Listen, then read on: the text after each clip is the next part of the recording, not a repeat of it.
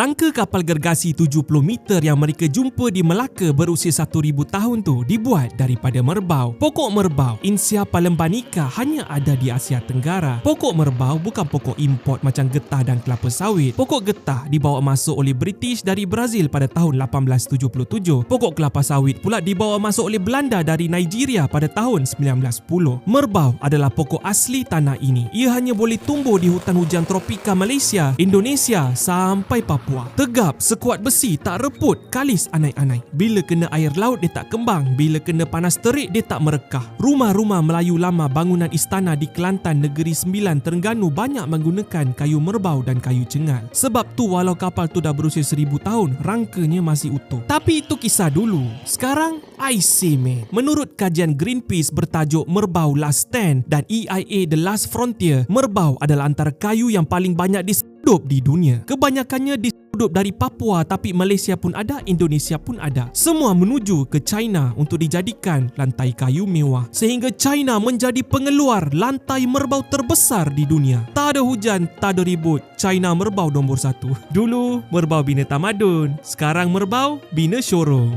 di China. 23 Ogos 2019, merbau akhirnya diisytiharkan sebagai pokok kebangsaan Malaysia oleh Tun Dr. Mahathir.